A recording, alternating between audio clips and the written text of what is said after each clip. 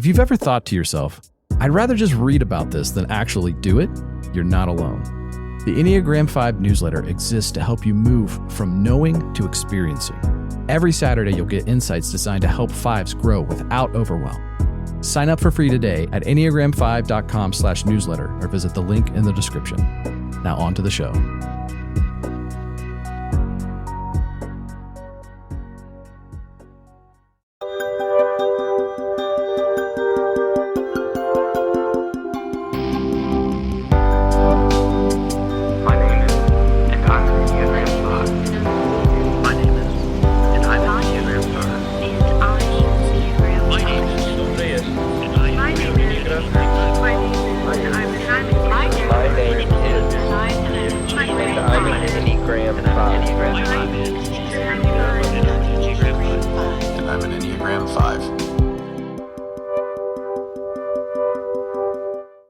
So I'm not really sure how to start this conversation. Okay. Other than maybe I'll just tell the story first and then we can kind of see what we want to unpack. Okay.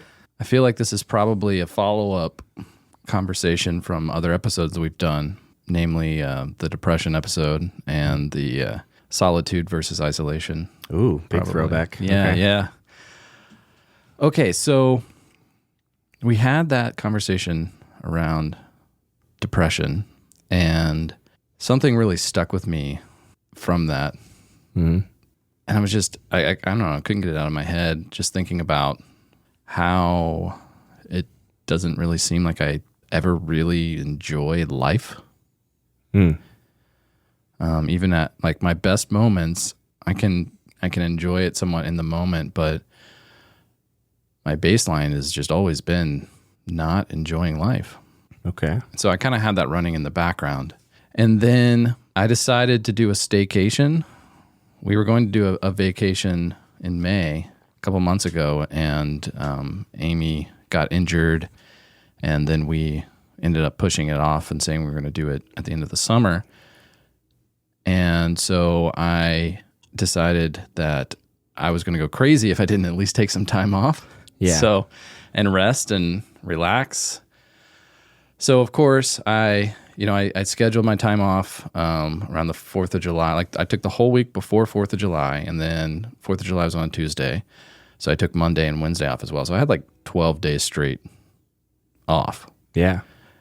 And my plan was, well, the funny thing is I had scheduled this time, and then the week before I took off, I made a big ass to-do list of all the things that I needed to get done during that staycation. Yeah. All the stuff I've been putting off, things I can't really do very easily during the work week because I have to, I have so many meetings and stuff like that. And so I made this big list, and then that first Saturday, Amy did something that was huge for her, which is she hired a babysitter. Random person we didn't know through a babysitting service. And we had them come over and watch the kids for a few hours while we worked on cleaning the house. And like took a bunch of stuff to storage and all of that. And that was a big step for her.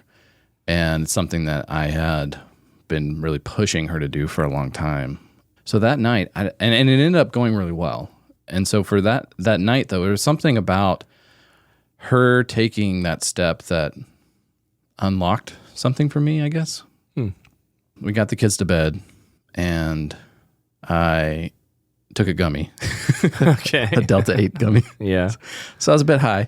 And I don't even remember what she said, but she said something where everything just started pouring out of me. Okay. And we talked about just the state of our relationship, the state of my relationship with the kids. And I really felt like I had like a Christmas Carol moment. Yeah. Where I saw the past, the present, and a potential future. Yeah. And it wrecked me. And I was like bawling my eyes out, and something significant changed for me in that moment. And so there were several things that, in the course of over the course of the next week and a half, we had several conversations and lots of crying and lots of healing and lots of changes, big changes, which I'll get into.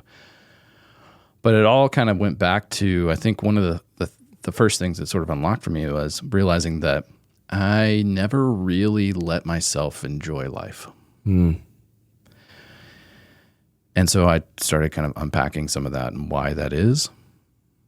And one of the big things that came out of this is I had developed some really poor habits in the wake of 2020. Yeah. And I also don't think I really dealt with how psychologically damaging that whole time period over those 2 or 3 years were for me. Yeah. But I, to cope with things, to sort of recap what 2020 was like, we had 2 small kids and we signed a lease for a 2-bedroom apartment. And then a week later found out we were pregnant with baby number 3. And then through 3 months later is when everything locked down. Yeah. So I felt like I was trapped in this 2-bedroom apartment with 2 toddlers and a pregnant wife. Yeah. And it really was the greatest test of my mental health I think I'd ever gone through, especially because I was trying to run a business at the time, and everything kind of hit all at once and projects started getting canceled, and there were a couple months where I had to put rent on a credit card. It was really hard. Yeah. And I was so stressed out, so unbelievably stressed out, because we were due in July of 2020. And we had crappy insurance, and I was just struggling to keep my head above water. Yeah. And I remember I had this schedule I had developed where it was in my day, I would have this sort of reprieve from all the stress where I would watch, you remember Some Good News? Yeah. With John Krasinski. Yeah, so good. I actually just recently watched a recap of some of the best moments from that, and it was so wild looking back on that show. But yeah, I totally remember that show. It was great. So that would come out on one day, and then I'd watch Trevor Noah another day, and I kind of had these little breaks of different things throughout the week. And that got me back sort of in this habit of consuming media as a self-medication thing. Yeah. And then I got back on Twitter, and then I got into the UFO subject, and I started going down rabbit holes, and it's I started getting sucked in, and I especially with the UFO thing at the time, I just got obsessed. Yeah. And I would get sucked into things, and it became a compulsion, and it was an escape. Yeah. But because of that, especially, I was pulling away at the same time. Yeah, definitely. From the people in my life. And I never really stopped doing that, I think. It wasn't I was doing that all the time, especially after I left my business and started a job and that sort of thing. But it was I still had these compulsions in my free time of wanting to catch up on Twitter and doom scroll and wanting to, see what the latest conspiracy theories were, or the latest crypto videos or whatever. And I was at the same time, really, I've been struggling with depression off and on. I mean, my whole life, but the last few years have just been a whole different animal. Yeah. And one of the things that I realized was that, I thought that I was doing these things because I was depressed. And I realized that mostly I was depressed because I was doing these things. Yeah. And the big thing that it was doing was it was pulling me away from the people in my life. And, we all know kind of the cliches of around technology, but I don't really think I understood and I saw from the outside how it was affecting the people around me. Where, you don't really think anything of it. You have a break, or the kids are watching TV or something, we're kind of in between doing things and just pulling out my phone and looking at Twitter and seeing what, but that quickly turns into okay, well now I'm kind of waiting for the next break to go check on things. Sure. Yeah. And then that becomes, I kind of wish I was checking on things right now instead of like doing whatever I'm doing. And then all of a sudden, like the people in my life are starting to feel like an inconvenience. And that's, you know, a big thing is me as a 5 is I'm very much optimized for convenience. And, you know, and that has taken different forms at different times. But because of that, I was sacrificing connection and I was missing out on that connection. And the next thing I knew, it was coming, you know, especially at the times when I was most stressed, it was coming out in really terrible ways.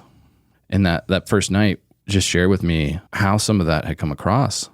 You know, for example, like, you know, I got to the point where like my fuse had started getting shorter and shorter. And our oldest, who was 6 at the time, this happened a few months ago. I don't even remember the circumstances, but I think we had just gone on some sort of trip, and the kids were really, like, we were all just really stressed and hungry and tired. Sure. And we were trying to get inside, and our 6-year-old got upset and was like screaming at us and ran into the front yard. And my initial reaction was like, run after him, because that street in front of our house, we don't really let the kids play there because people treat it like a drag strip. Yeah. Like they go way too fast. Yeah. So we're super paranoid about, you know, if the kids are going to be in the front yard, we need to be with them. We need to be monitoring the street and just making sure. And we don't have a fence in the front yard either. Right. And we have small kids. So of course, like, we don't want them there. And he ran into the front yard. And so I just like reacted and ran after him. And he went to go climb his tree in the front yard, and I was running after him, and he turned around and he saw me, and he took off again around the house, around the other side of the house. And I'm like, I was telling him to stop, and then I started yelling at him to stop, and I was just trying to talk to him. Like I wanted to try to help him calm down, but I ended up chasing him around the house. And the more that it went on, the angrier that I got, because I was getting really frustrated that he wouldn't just stop so that I could talk to him. Yeah. And I was shouting at him, and I was really frustrated because I wanted him to treat the situation rationally, like I thought that I was. Sure. But from his perspective, he's 6 years old. Dad is angry. Dad is chasing me. And he was terrified. Oh, okay. And I would never fucking hurt him. Right, yeah. But he couldn't process that in the moment. It was just like, sure, yeah, just, you know, large human running after me in that moment. It's almost like it just like fight or flight, you know. And I got so angry and so upset over that whole thing, and he was so scared. And I just realized that, like, in that moment, I was repeating things from my past. Yeah. And I was creating the same fucking circumstances and the same sort of impact that had happened to me. Yeah. And I would never hurt him like I was hurt. Right. But, you know, it didn't matter in that moment. Right. Yeah. It was still coming. It's like I was manifesting these things. And that broke me, dude. Like, realizing that, it was so hard. And just the effects of that disconnection of the people around me, and the effect that it was having on my family, to the point where, like, you know, I think Amy and I, in our own way at separate times, kind of viewed this as like, if something doesn't change, like, we're going to have to take some drastic measures. And I don't know if we'll be together. Right. And that realization also really hit me really hard. And I realized that, you know, the way that I grew up, there was some trauma. And I'd made the mistake of thinking that because I'd healed that relationship with my parents, that it healed those wounds. But it clearly hadn't. Right. Because I was still operating from this, like, hurt person inside. And the more that I dug into that, and the more that I unpacked that, the more that I realized that I have this stupid unconscious story that's always sort of operating in the background. And it's like, sort of, it usually happens in like a hitman movie where, you know, when they have nothing to lose, like, they're invincible. Right. But the moment they make a real connection, the moment they're vulnerable, that's when, the thing that they love is destroyed. Yeah. And that's how I felt about the people in my life. And in this weird sort of twisted way was operating from this place of, I can never really let anyone fully in because I need to protect them. And what that was doing was it was severing the connection with the people in my life and further isolating me. And the farther I went down that path, the more depressed I became, the more angry I became, the shorter my fuse got. Like the worse, the bad habits get of me trying to like self-medicate and to distract myself with TV or with Twitter or with YouTube or whatever. And the more that energy calculus comes into play of like my kids asking to play, and I'm like, I just don't have the energy for this. I have to reserve my energy for work because if I don't do that, we can't eat. And like, that's my contribution to the family. Right. Yeah. And prioritizing like in a utilitarian way. Yeah, exactly. And then, of course, resentment would grow with like the story around, why isn't that good enough? And I'm doing the best that I can, and I can't do everything. And I would blame Amy for things. And all of this was just these sort of second, third, and fourth order effects of me not dealing with these wounds and continuing these patterns of prioritizing things like convenience over connection, and really in a way that was just sort of like protecting myself from being vulnerable. Yeah. And it manifested in a lot of different ways, but I realized that like that was the source of my depression and anxiety and different things in my life. And so made some big changes over the course of that week and a half. The first thing I did was I deleted all like social and video apps off of my phone. And that right there made a huge difference. And it sort of broke that habit. It's that pattern interrupt that we talked about, right? Yeah. Broke that habit of just like picking up my phone in the quiet moments, like in the in-between moments. And then I started charging my phone in my office and just leaving it in there and not even like having any technology on me so that it's not even a temptation. Yeah. And then the big change that I made was, so Amy and I haven't slept in the same bedroom for 4 years. And yeah, it's wild. After we had our second kid, it was just really hard for all of us to kind of be in the same room. And she was nursing. And so she started sleeping with them in a separate room. And that just continued with the third kid. And after the third kid, I really started trying to figure out like, what can I do to, make the environment so that she can come back in and sleep in the same room with me. Because I fucking hate going to bed by myself. I hate sleeping by myself. Like, it's so isolating. And I was trying to do things that was basically like pushing her into leaving the kids alone so that she can come sleep with me. And she was trying to follow her motherly intuition of like, this is what our kids need right now. And, our kids, no kids are the same. And our kids are just a specific kind of breed of human that is very sensitive and very connected. And so I was basically projecting my own stuff onto her of trying to get her to sever those connections so that we could connect. Sure. And then that's hard because it's like, that's actually kind of your feelings about that are also valid, right? Like, it's like, you want your relationship to also matter. Right. Yeah. Yeah. And it shouldn't be sacrificed because of kids. Well, and that was the way that I was framing it. And so it was a source of contention and resentment. And I felt like it didn't matter.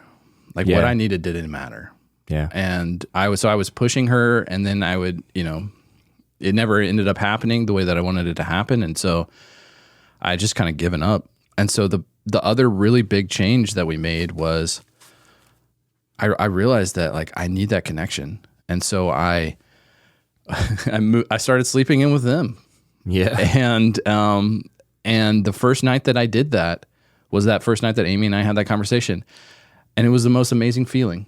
And yeah, it's definitely less convenient. And yeah, it's a different sleeping thing, different sleeping environment. And the funny thing is like, I had told myself, like, there's no way that I could do that. I can sleep I just wouldn't get, I don't sleep the same way they do. And I wouldn't get the amount of sleep. Yeah. According to my Fitbit, I'm getting the same sleep that I had before. Yeah. But I'm actually like waking up feeling more rejuvenated. I won't say rested.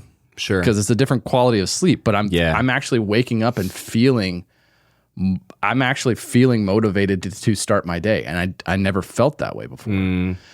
And that was another big part of this is like when I stopped prioritizing things like convenience and I started prioritizing connection and doing things that are intentionally to optimize connection at the cost of things like convenience, I started being energized by it. And I realized that over the course of that week and a half when I was off, it was like I started rewiring my brain, and I was finding myself like in the moment, and I was finding joy for the first time, like in those moments, and just the simple things. Like we stayed and we took the kids to like Rock City and the splash pad, and we bought them new bikes, and they're just like watching them ride around on their new bikes and teaching like our 5-year-old to ride a bike for the first time, and just how happy they were, and these little interactions just sitting in the backyard and watching them. And I realized that I had stopped doing the energy calculus. And it was because I was being energized. Right. And man, there's some things from this period of my life, especially that I wish that I could take back, because especially during the time when, Amy lost her mom and I was not there for her the way that she needed. And I was a fucking asshole in some ways. Like I really was. Yeah. And I couldn't see it. And I realized like from this week, just how much I created this alternate reality around me. Of how I thought my life was and my place in it. And then what shattered for me was this illusion that I was the hero of the story. Yeah. Because in a lot of times, man, I did damage without seeing it. And like to Amy and to the kids and to other people in my life.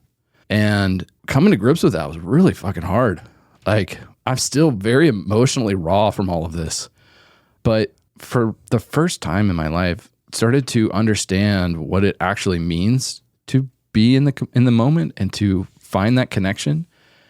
And like one of the things that I told Amy, that was, I thought this was very like a logical thing. I was just being, I was being logical and rational.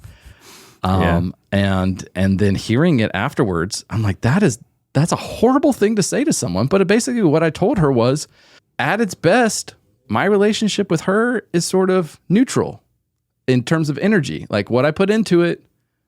But like most of the time I put more into it than I get back from it. So basically like I'm not energized by our relationship. And so I'm pouring energy into it, but I'm not getting that back. Yeah. Okay. And that was devastating for her. Sure. Yeah. And I mean, for me, it was just like this is how I calculate the world around me. and to hear that coming from, the person in her life that is, she's supposed to be the most vulnerable with and trust the most and rely on the most. I was letting her down in so many ways and letting the kids down in so many ways. And just these simple changes of focusing on how I can connect with the people in my life rather than focusing on how I can sort of minimize my energy output has been a game changer for me. And I've not felt that level of depression that I'd had. I've not felt that constant need to try to remove myself from the moment and escape and distract. And instead, I've been able to really just be. Yeah. And it's been the most amazing experience. I'll never be the same. which is a good thing. Yeah. But that's what I've been up to. And I just realizing that it's not just Amy and the kids, it's other people in my life. And, you know, it extends out and it extends to you as well. Like just, I looked at my life before as there were very few things I actually felt energized me, if anything. Yeah. One of them is this podcast. Yeah. But only in this moment when Right. you and I are talking. I hate the build up to it.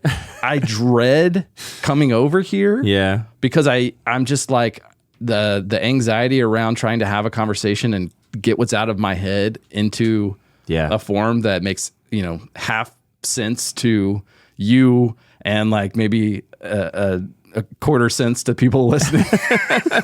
Yeah. Like it's so anxiety inducing. But when I get here and I just sort of let myself be in the moment and you and I have a conversation and open up and just be real with each other, that feels really good. Mm-hmm. Sure. It's therapeutic. Yeah. Yeah. And I didn't realize that that's what I was missing. And I was really missing it. You know, but I would blame it on so many things. Blame it on my job. Blame it on not having a vacation. Blame it on Amy and the kids. And really it was just that I was not seeing what it was I really needed. Or I had because of what happened to me, especially in 8th grade, which I think we talked about in a previous conversation. Yeah.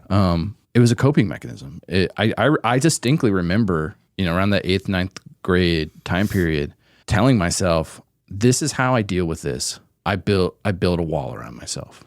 Yeah. And I don't let people in because I'm never going to let this happen to me again.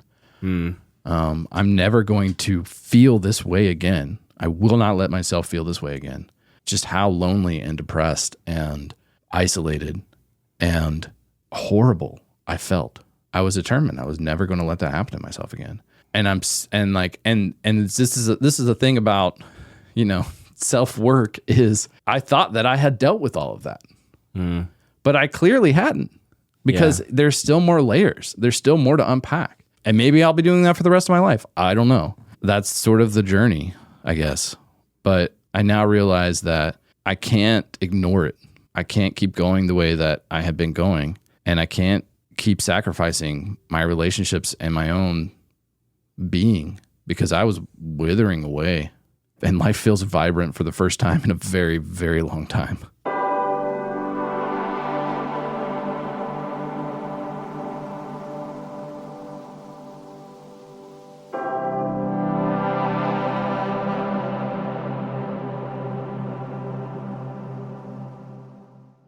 Most of my relationships with people are out of convenience.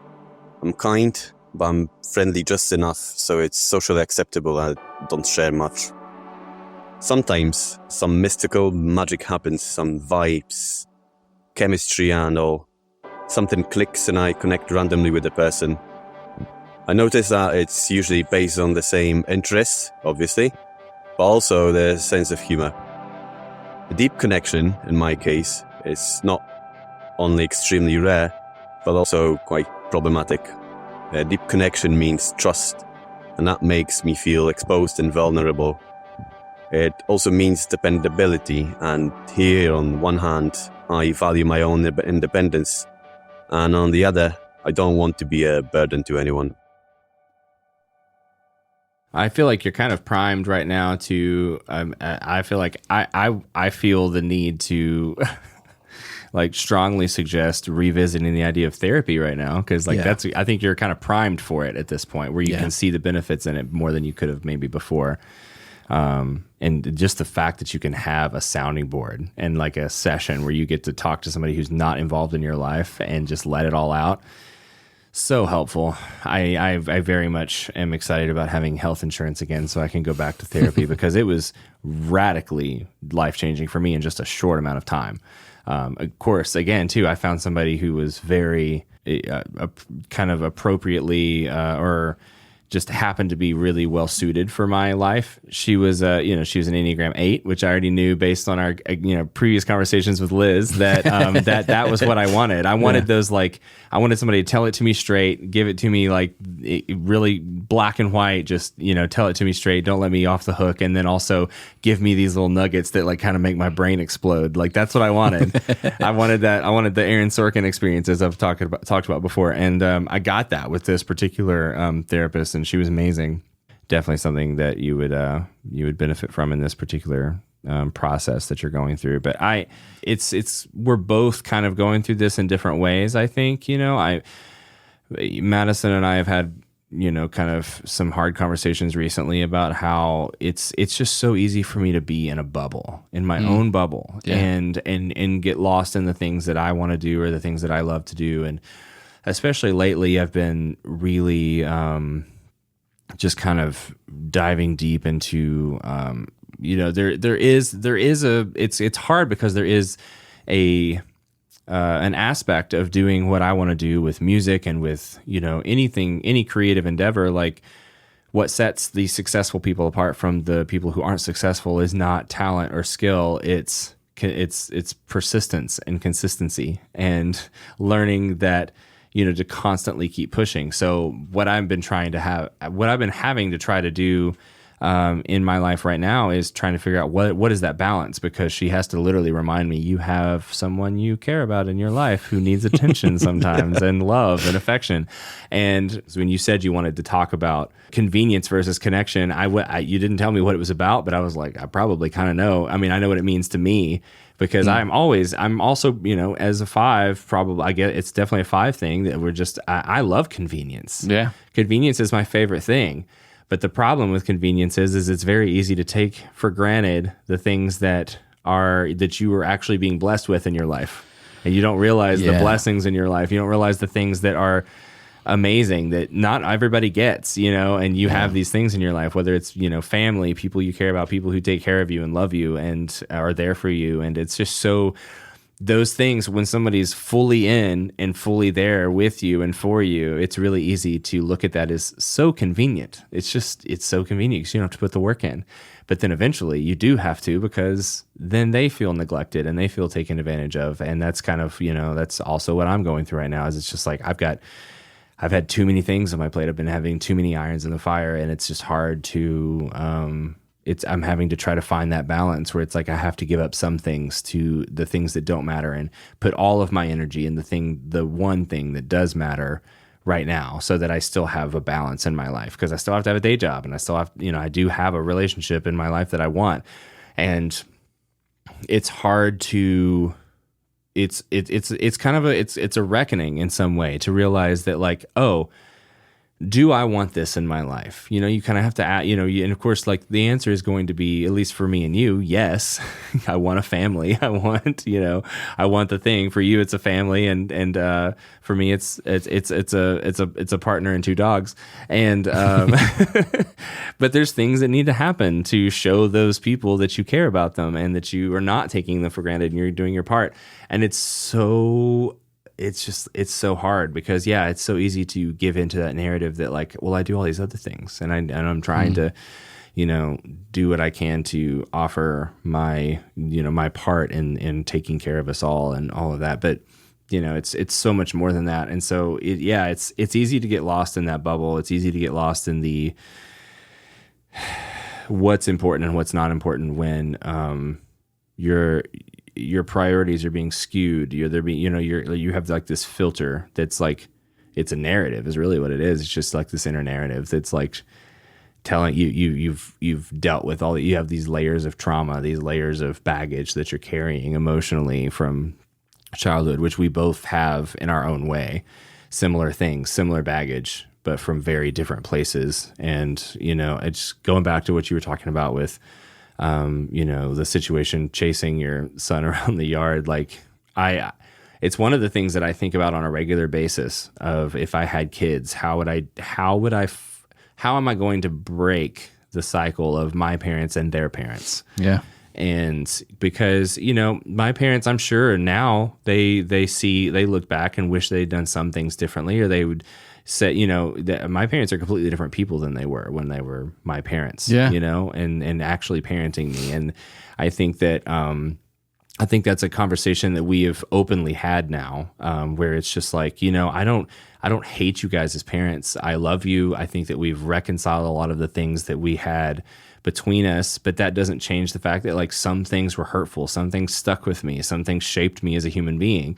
And so, and it came from your parents and the parents before them. And, it's different generations, and we're a weird like hinge, between generations where we're like, do we open this? Do we change in a different direction? And so it's kind of up to us in that way. And parenting is so fucking hard. It's like you have this idea in your head of like the type of parent you want to be and how you want to undo all of the stuff that was done to you, and the all of that. What is it? Was it Mike Tyson that says that, like, basically everybody has a plan until they're punched in the face?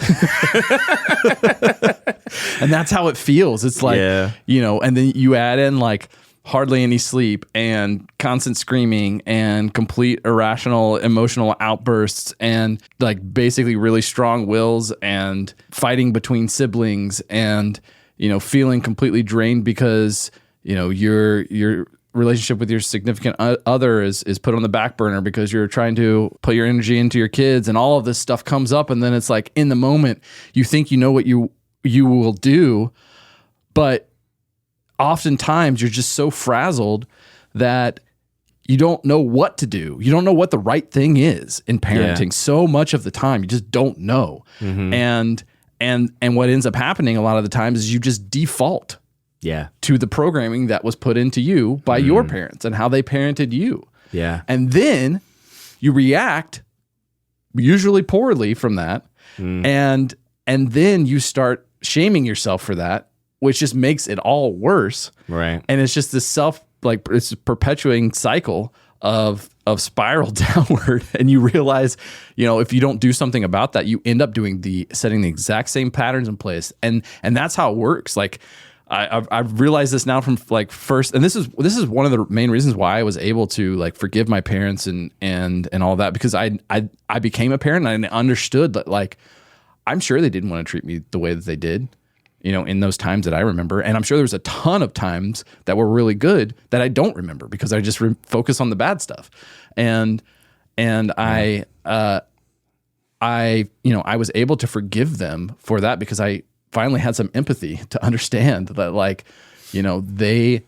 I am like the embodiment of their hope for the world. And I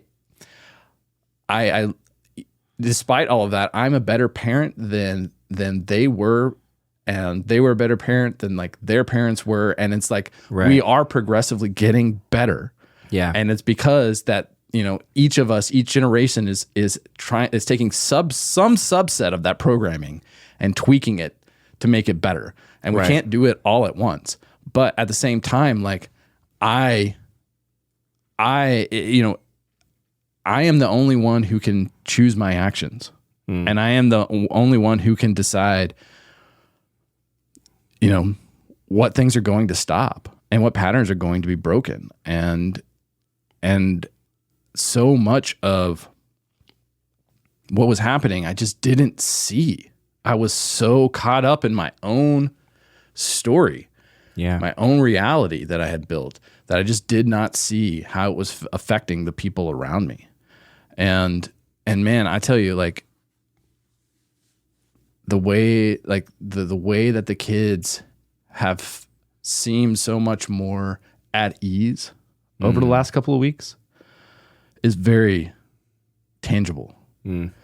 And man, I look forward to going to bed. Instead of before, I would avoid going to bed because I hated it so much, and I would stay up and watch TV. And then I would use that TV time at the end of the day with me and Amy as like a substitute for connection with Amy. But it was also a compulsion. So it was like, I would get off work and I'd be completely drained. And then I would feel guilty for not having any energy left for my family. And so then it was just like, how can I get the kids to bed so that then I can finally just like relax and watch TV. And then Amy will fall asleep while I'm watching TV, of course. And then I start to feel like really isolated because then I'm the only one in the experience. And it's just like this. But then I just keep pushing because I don't want to go to bed because then I have to just wake up and start all over again, basically. And it was just this terrible cycle that I had built. And I didn't even realize I was doing it most of the time. But because of that, like the people around me were feeling like an inconvenience. It's like, and it came through and like the kids weren't ready to go, like, you know, our oldest especially is not ready to go to bed at 7:00, but I was trying to push that on him. And then when he wasn't, when he was taking, you know, an hour or two to fall asleep, like I was getting frustrated with him, and then that just made it worse. And so it made it like, it put all this pressure on him. Then he was feeling like there was something wrong with him because he wasn't falling asleep in the time frame that daddy had, you know, allotted to him. And like, it just, you just don't see how you're just doing all the same stuff. Yeah. It might be, you might have your own sort of, your own spin on it, Sure. but it's the same sort of things that it just comes out unconsciously until you can stop, interrupt that pattern, gain the awareness, and then set your intention to actually change things and do something different. And that's what I've learned this past couple of weeks, is that I have to do that. I'm not going to let this continue. And it's been really great in that regard. Coming back from that staycation into work has been challenging for sure, but it's also like, what that says to me is like, there's more stuff there for me to unpack. And I do plan on finding a therapist and working through this stuff, and mainly because like I don't want to ever go back to the way that I was, and I want to continue to like go down this path as hard as it is sometimes. Like I think I threw up at one point. I was so upset I was at the realization of the reality that, like, the real reality I had created around me, and the damage that I was doing. And I'm just determined to not let that happen. This sounds really, really bad and kind of dark, but I feel like almost like an alcoholic who's finally gotten sober and realizing that, I thought I was a fun drunk, but I was not a fun drunk. I was an angry drunk. Okay. Yeah, that makes sense. It's probably a good analogy. I mean, I can definitely relate to, it's a little different for me. I feel like I thrive at night. Like I'm just a night person. I've always been a night person since I was a little kid. I was much like your oldest, maybe, in the sense there's just like, I thrive at night. Like I love being awake at night. And my greatest ideas come at night. You know, I used to write my best songs in the middle of the night. And it's been this kind of weird struggle trying to balance between, you know, Madison likes for me to come to bed when she goes to bed, and she wants that connection. And I have been depriving her of that because I wanted to stay up to edit videos or do whatever. And a lot of that was because I just didn't have the time, you know, during the day. And a lot of it was because, you know, we both enjoy watching TV shows together or whatever. And we haven't been doing it as much. But lately, we've been doing it a lot more because all of our shows were on at once. So it's like we always had something to watch. And you know, we take it beyond that, and we always have like conversations about them and like analyze them a little bit differently and together. And so it was like, it's kind of something that we've grown to do. But at the same time, we also miss, like, we started trying for a while. We were going on walks with the dogs around the city and just like getting outside and doing something, and that was really nice. And I loved that. But now it's 100,000 degrees outside, and I don't want to go outside. So.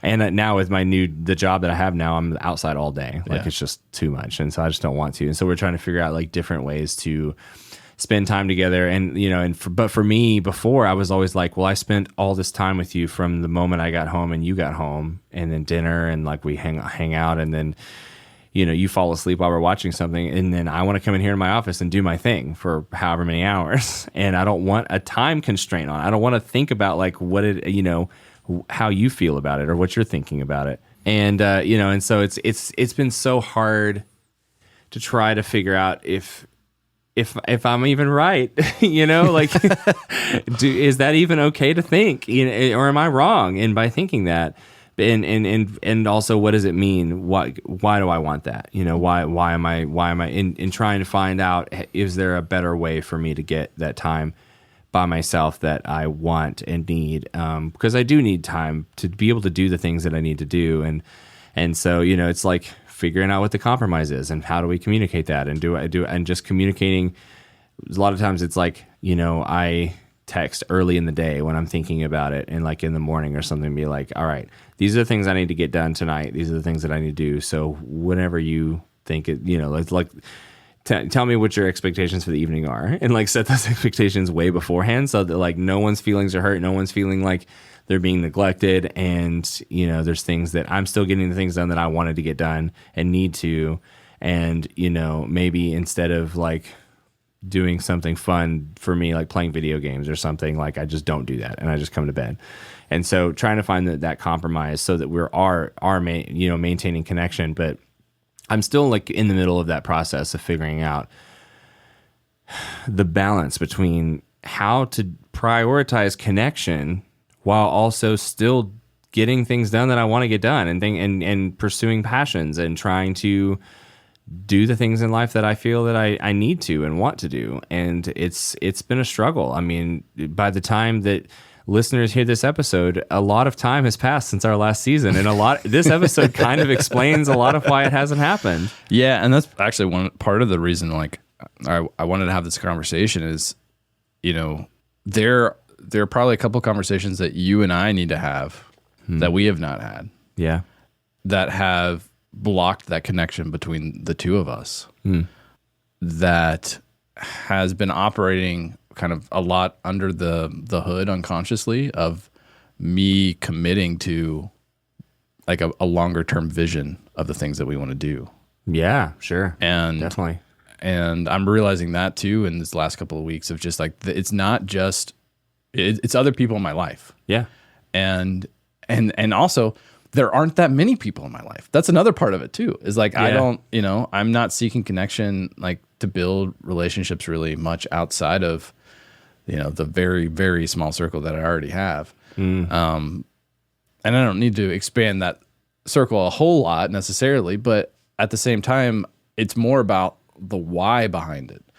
Why am I not building relationships in my life? And why am I not, investing in the relationships that I have already in the way that I know that I need to, not just for the relationship itself, but it's also for me. Like, I think that that's been a big part of what I've learned is accepting and embracing that I need that connection. Yeah. And it's what's been missing in my life. And there's a part of it that sucks because I don't want to need it. You know what I mean? I don't want to depend on that. Totally, yeah. Well, that's kind of like our theme since season 1, right? Pretty much, yeah. It's like really our overarching theme is you need connection, but you don't want to need it, and you can't.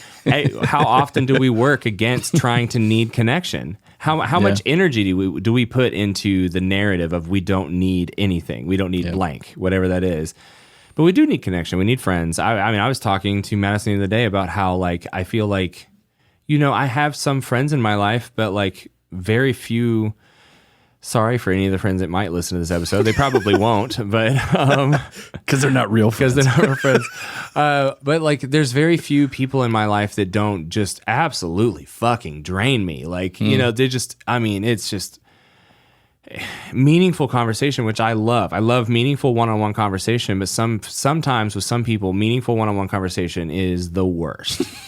Because like it's not real conversation. I like conversation that goes both ways. If it's not both ways, it's not meaningful to me. Yeah. And it's not like I'm trying to be heard, but like I want like there to be. I like the conversation where people meet in the middle and actually like hear each other out and talk about things and it's open and there's not like a point to the conversation necessarily. It's just like talking about it or ways and like this kind of conversation where we're talking about things that matter and we're just getting it out, airing the laundry, putting our cards on the table, those kinds of things build connection and they do good things. But sometimes people are just like takers in conversation and in friendships and sometimes you just outgrow people. And I think that's kind of in the phase that I'm in, kind of getting into my late 30s is like, I've just realized I've outgrown a lot of the people in my life. And that's a hard thing. And like Madison's friends, we have mutual friends, but she's 10 years younger than me. So like a lot of her friends, I just don't give a shit about about what's going on in their life because it's so different from what I'm going through. Yeah. And I've been through it 10 Right. years ago. Completely different phase of life. And let me just tell you, and I feel like a lot of our listeners will relate to this, when you know without a shadow of a doubt that you know exactly what they need to do to make this situation better and they won't fucking listen to you. Oh, God, that makes me mad. I literally will just like sever a friendship over that. I give you a couple of chances and eventually you're just like, no. And I'm like, all right. Yep. And then wallow in your fucking your shit mess that you have made.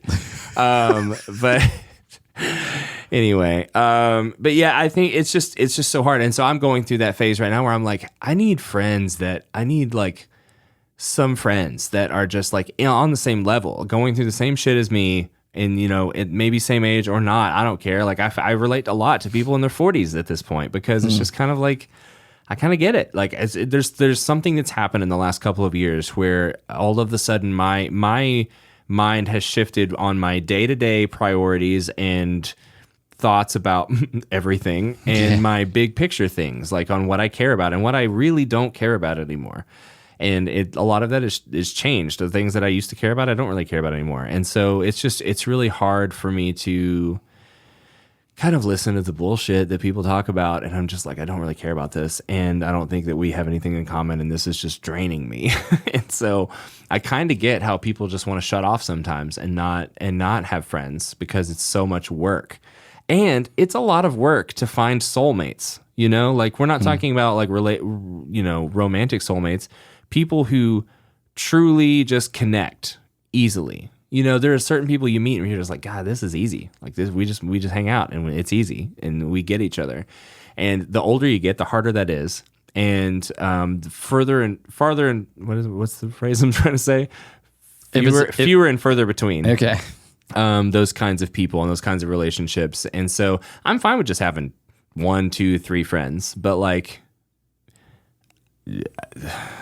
I have one. And we're here in the same room together. And other than this, we really don't hang out, Cody. I know. Yeah, no, it's true. We send memes back and forth to each other. It's and I hate that, but like also like we just talked for an hour about all the other shit we have going on in our lives. Yeah. It's part of it. But yeah, I don't know. And sometimes it's just nice to just hang out and do nothing together, and I think that's definitely something that we could do more of. And I would love to find friends who just like to get together and hang out and do something or nothing together. It doesn't have to be meaningful. Doesn't have to be, maybe that's partially, religious baggage too. Getting together for a purpose is sometimes exhausting. But for a 5, I mean, God, I'm just in that place in my life where I need some friends that are just not, everybody's draining it to some degree. Sometimes people, draining doesn't always have to be a bad thing. Like that's part of relationships with people. It's human condition that sometimes people need each other. Yeah. And and also like, I wonder how much of it is them versus us. There are definitely energy vampires out there, for definitely. Sure. Yeah. But part of what you said was like a lot of the energy draining comes from you knowing what they need to do and them not listening to you. Yeah. And so how much of it is really just you? Sure. And your own sort of, because I mean, it's the same thing with me in the past, especially. One of the things that happened in this past couple of weeks, and I think it happened for a reason, because I was finally at like this sort of a emotionally vulnerable enough place. There was someone that I knew during my church days back in the day, and they, I guess we would call it backslid, yeah. Or whatever. Deconstructed? No, they started making really bad choices. They started drinking and when we were teenagers, they started drinking and partying and having sex and doing all the things that we weren't supposed to do, doing drugs, and I judged them so badly. I was such a fucking asshole to them. Yeah. And I found out that they were being sexually abused by someone from church for years. Yeah. And I had this idea of what they should be doing with their life. And because they weren't doing that, I wrote them off and I judged them, but I had no idea what they were going through. Sure. Yeah. And all of the decisions they were making were them just trying to keep their head above water. They were trying to deal with the terrible things that were going on in their life that were happening to them. And they had no one. They had no one who knew what they were going through and no one to help them. And I can't stop thinking about, like, what if I had stopped being such a self-righteous, judgmental asshole and instead just reached out and let them know that I was there for them, whatever they needed, no matter what. Like, could that have changed for them? Could it have helped them, give them the lifeline they needed to get out of that situation? I don't know. I can't change that, but I can change how I go forward. Yeah. And I can stop telling people or thinking how people should live their life and just let them be and be here when I can for them, you know? Yeah. Way to call me a fucking asshole.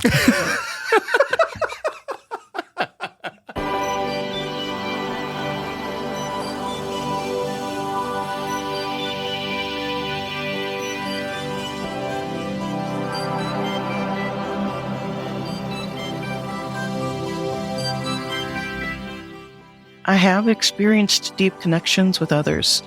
I like to call it we click, that we come to an understanding of knowing each other on a deeper level without really thinking about it. It's almost intuitive. It's natural. If I feel like this is a person that I want to spend time with, if I can learn from them and we can come up with ideas together and strengthen our relationship, then yeah, I feel a deep connection there. I think as a 5, you can have deep connections with others, and I don't see why you couldn't. I think it is easier for us to get hurt, though, and it's easier for us to kind of put up a shield or put up a front so that we don't get hurt as much as we feel like we're impenetrable. I think we're very sensitive inside, and it requires vulnerability to be connected with someone on a deep level. And I know that I can have problems being vulnerable with people because I don't necessarily think everybody should know my truth or should know me personally.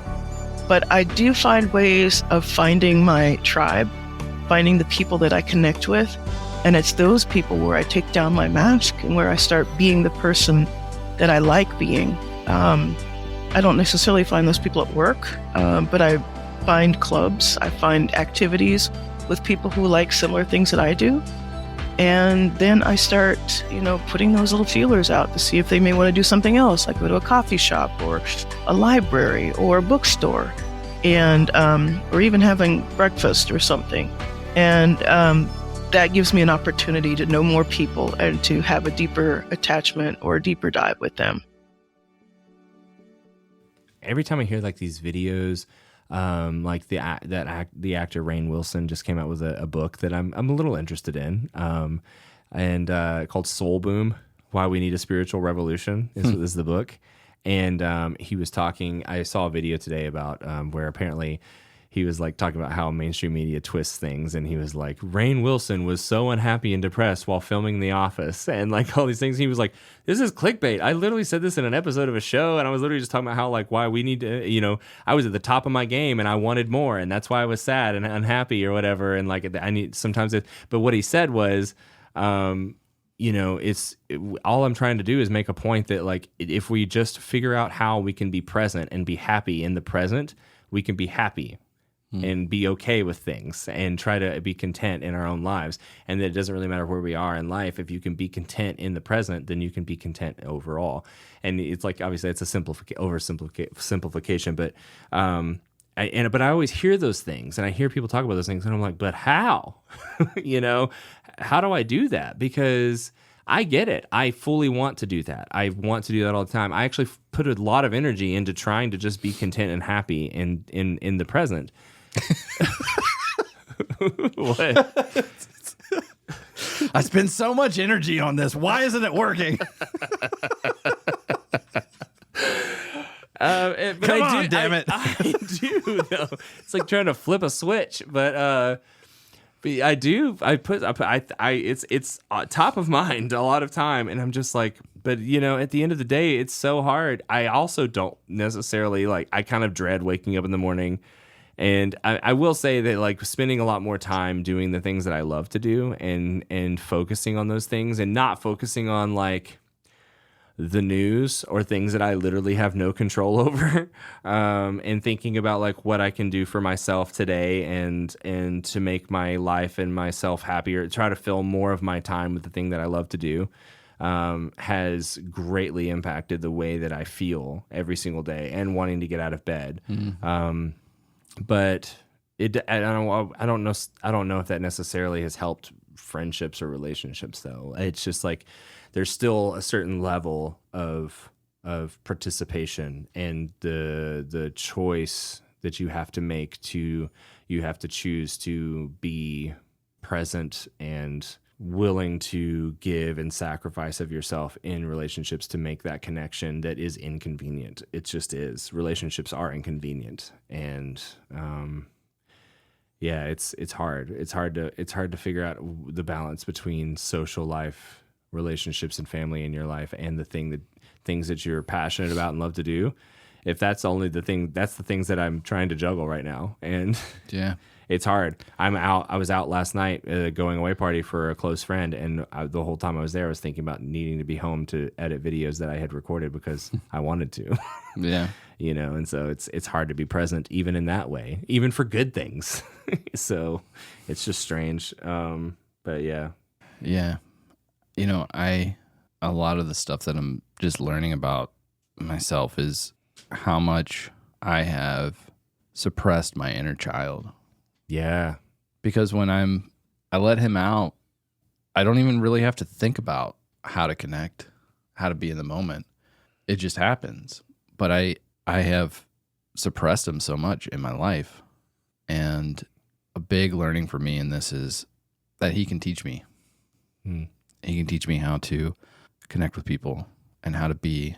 And I was talking with my author coach a little while back, and he said, Josiah, you're really hard on yourself. And in the moment, I was like, well, that's not true. I know better. Like, I'm rational enough to like be able to look at things objectively and stuff. But that just kind of like stuck in my head. And later I asked myself, was Azul right? Like, am I really that hard on myself? And the very first thing that popped into my head was, I don't know, but if you are, you shouldn't be, because you know better than that. I'm like, yep. like, holy shit. And that's just like, that is me in my head talking to my inner child in that moment, because that's how myself as a child was essentially talked to.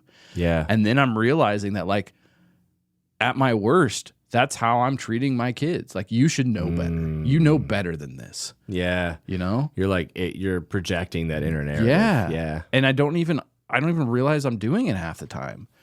But when I'm at my best with my kids, it's when I have let go of that and I'm letting that kid come out and play. And they love it. They love it so much when their dad comes out and plays with them in that way, man. And I love going to sleep with them. I love waking up with them. I love playing with them. And the rest of it, like, it doesn't even matter. Like, I know there's stuff in my life that I want to do, and I have big dreams, and all of that's awesome. And I know that it will come when it needs to come, and I can take action on it when I need to take action on it. But I've spent so much of my life depriving myself of the joy that I need and the connection that I need, that, at least for me right now, like, I don't know the answers. I don't know what anyone else needs to do with their life. I'm not even going to pretend that I do, but I do know that for me right now, I just need to connect. And I can worry about the rest of the stuff later. It'll work itself out. I just need to focus on letting that kid come out and play and connect with the people around him. Yeah, definitely. That's a pretty good place to stop. I think so, yeah. Yeah. All right. This was a heavy one. Yeah. But hopefully you're still with us and you got something out of it as well. And we'll see you next time. All right, we'll see you next time.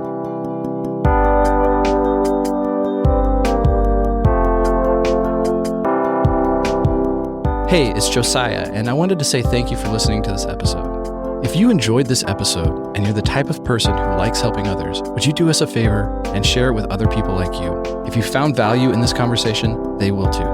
I also want to give a special thanks to our community members who shared their voice with us in this episode. If anything in this conversation has resonated with you, or if you have any further thoughts or questions, I want to invite you to join our community of other people like you and continue the conversation at Enneagram5.com.